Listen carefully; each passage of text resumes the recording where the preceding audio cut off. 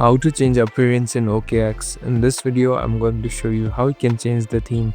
First of all, open the application. Now here on the left top, you can see this dots icon. Simply tap on it. So this is the profile settings. Here on the top, simply tap on the name. Now these are the settings that are available here.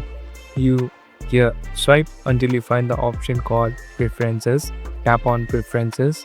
Now you'll be able to see the option called appearance. Simply tap on appearance. So it is set to the system.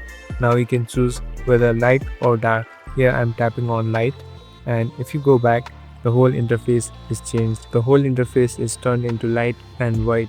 So it's according to the user's preference what they like. So it's done.